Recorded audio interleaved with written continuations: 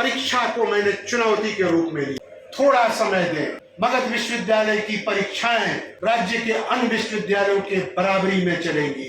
यहाँ कोई सत्र लेट नहीं होगा।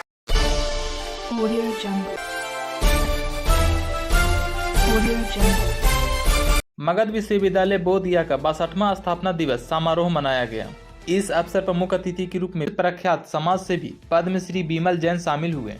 एनसीसी के छात्रों ने मुख्य अतिथि एवं कुलपति को गार्ड ऑफ ऑनर दिया। कार्यक्रम का शुभ आरंभ सम्मानित अतिथियों द्वारा दीप प्रज्वलित कर किया गया। जेबीएम महाविद्यालय के सहायक प्रधानाध्यापिका डॉक्टर रश्मि प्रियदर्शनी के नेतृत्व में छात्राओं द्वारा फूलित एवं स्वागत गीत की मनोरम प्रस्तुति की गई। मंचासीन सभी अतिथियों का पुष्प गुच्छ, अंग वस्त्र एवं स्मृति चिन्ह देकर स्वागत किया गया। इस शुभ अवसर पर एक स्मारिका का भी विमोचन किया गया।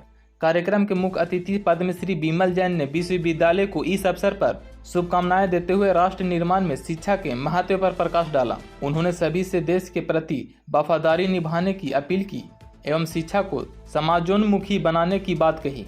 मगध विश्वविद्यालय के कुलपति प्रोफेसर एसपी शाही ने कार्यक्रम की अध्यक्षता की।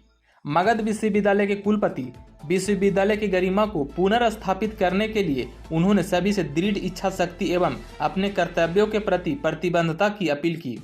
उन्होंने परीक्षा सत्रों को नियमितीकरण एवं डिग्रियों को डिजिटलाइजेशन को निश्चित समय सीमा में पूरा करने का भरोसा दिया तथा आत्मनिर्भर भारत में शिक्षकों एवं छात्रों से उनकी भागीदारी सुनिश्चित करने का अनुरोध किया। अगला स्थापना दिवस के अवसर पर विश्वविद्यालय परिसर में महंत सतानंद गिरी एवं बिहार के पूर्व मुख्यमंत्री सत्येंद्र नारायण सिंह की प्रतिमाओं की स्थापना की घोषणा की। परीक्षा को मैंने चुनौती के रूप में लिया। थोड़ा समय दें। मगध विश्वविद्यालय की परीक्षाएं राज्य के अन्य विश्वविद्यालयों के बराबरी में चलेंगी। यहाँ कोई सत्र लेट नहीं होगा। मैं आपसे वादा करता हूं, सत्र का नियमितीकरण इस साल हम लोग कर देंगे और उसका ब्लूप्रिंट हम लोग बनाने जा रहे हैं। मैंने माननीय मुख्यमंत्री, राज्य के माननीय मुख्यमंत्री जी से मैं मिला और मैंने उनसे वादा किया है कि मैं सत्र को नियमित करने का प्रयास करूंगा और इस उम्मीद को मैं कभी अपने उम्मीद को मैं तोड़ने का भी काम नहीं करूंगा।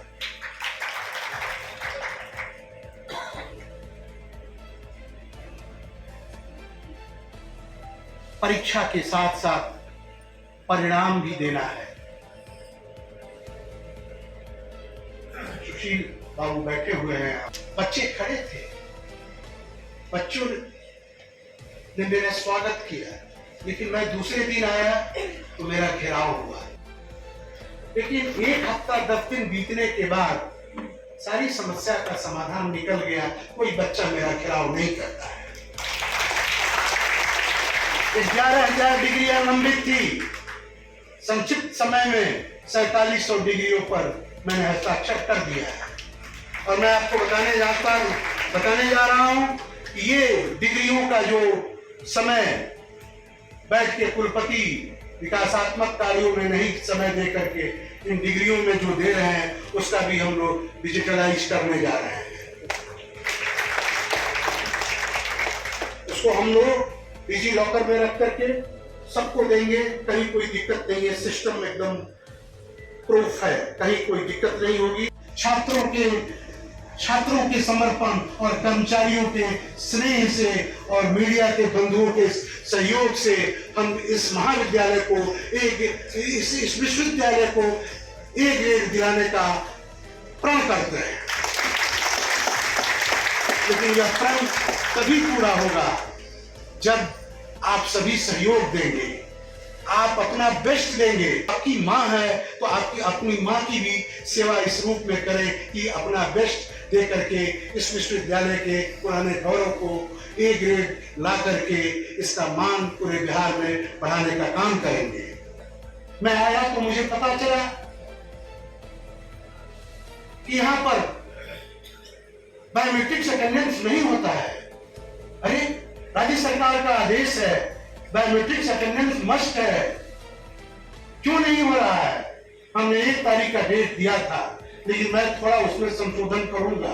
आपको समय दूंगा कि समय पर सभी शिक्षक आए, पठन पाठन करें, शोध का कार्य बढ़ाएं और आप सबकी जिम्मेदारी है, नैतिक जिम्मेदारी है कि हम ग्रेड में जा रहे हैं, ग्रेडिंग कराने की जरूरत है। और मैं बार बार कहता हूं, नैक से डरने की जरूरत नहीं है, नैक से डरने की जरूरत नहीं है।